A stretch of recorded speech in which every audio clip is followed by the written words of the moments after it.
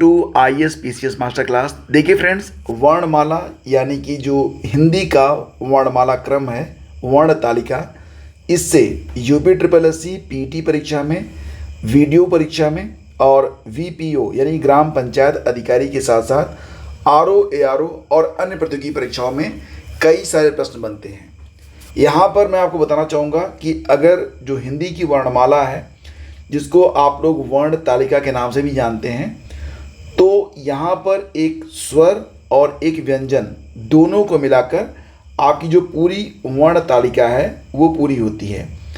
तो यहाँ पर मैं आपको बताना चाहूँगा कि जो स्वर होते हैं उसमें अ, ई, उ और री, ये चार जो हैं ये हर्ष कहे जाते हैं, यानी कि लघु होते हैं ये। और बाकी जो आ, ई, उ, ए, ओ, औ, ये सात जो हैं ये दीर्घ स्वर माने जाते हैं। ठीक है, तो दीर्घ स्वर और हर्ष स्वर दोनों को जोड़ेंगे तो स्वरों की कुल संख्या कितनी हो रही है? 11 हो रही है। व्यंजन के बारे में बात करें तो यहाँ पर जो स्पर्शी व्यंजन होता है, इसमें आप क वर्ग ले लीजिए, इसके बाद च वर्ग। वर्ग का मतलब क, ख, ग, घ, अंगा, च, छ, ज, झ, इया, ये च वर्ग हो गया। इसी प्रकार से त वर्ग का मतलब हो गया त, थ, द, ध, न, प, फ, ब, भ, म, इसको बोलेंगे प वर्ग। तो इसी प्रकार से यहाँ पर अगर आप देखेंगे तो कुल मिला के जो स्पर्श होता है उसमें क वर्ग, च वर्ग, त वर्ग, प वर्ग, और इसमें दो और, एक आपका ड़ और एक अढ़, दोनों को मिलाकर देखेंगे तो यहाँ पर जो आपके जो स्पर्शी व्यंजन हैं इनकी संख्या कितनी हो रही है? 27 हो रही है। अंतस्थ व्यंजन में आते हैं य, र, ल, व, इनकी संख्या यहाँ पर 4 है। ऊष्म व्यंजन में आते हैं श, ख, श, है, इनकी संख्या भी 4 है। आगत में ज और फ आते हैं, ये ज और फ आते हैं, ये 2 हो गए। संयुक्त में छ, त्र, ज्ञ और स्र आते हैं। तो स्वरों की कुल संख्या हो गई कितनी? 11। और इसी प्रकार से अगर आप देखेंगे तो व्यंजन की कुल संख्या जोड़ की हो रही है 41, यानी कि वर्णमाला में कुल कितने अक्षर होंगे? तो 52 52 हो जाएंगे। तो यहाँ पर एक बात ध्यान रखना कि आप यहाँ पर जो ये ड़ और ढ़ है इसको उत्क्षिप्त माना जाता है। क्या मानते हैं इसको? इसको मानते हैं उत्क्षिप्त। और जो आपका ज है, ज नहीं ज और जो आपका फ है इसको जो है विदेशी कहा जाता है। तो ये आप ध्यान देना। इसके बाद आगे बढ़ते हैं।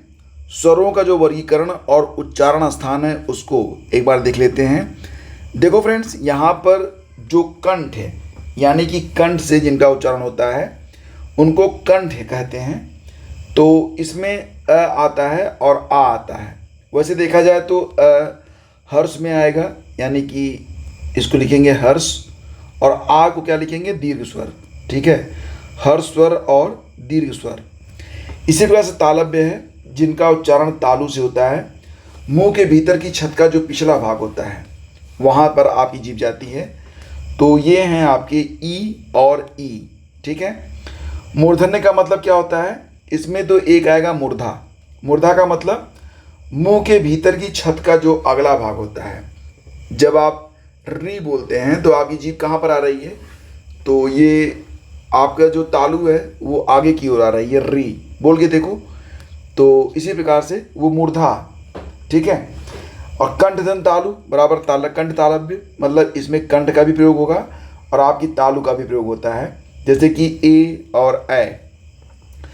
कंठोष्ठ का मतलब होता है इसमें कंठ और होंठ दोनों मिलके, जैसे कि ओ और औ। ओष्ठ का मतलब केवल ओंठ का प्रयोग होता है, ऊ और बड़ा ऊ। ठीक है, इसके बाद बात करते हैं हर्ष स्वर के बारे में।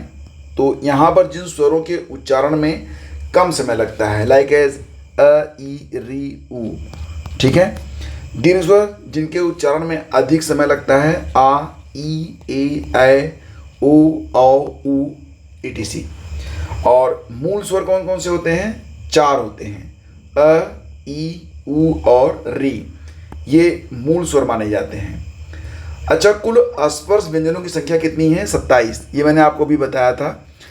तो इसमें अगर आप देखेंगे तो क वर्ग, तो पूरा क ख ग घ अंगा। च वर्ग मतलब च छ ज झ ञ। इसके बाद त वर्ग मतलब ट ठ ड ढ त थ द ध न। प वर्ग मतलब प फ ब भ म। ठीक है, और ट वर्ग आता है आपका ट ठ ड ढ न, तो ट ठ ड ढ अड़।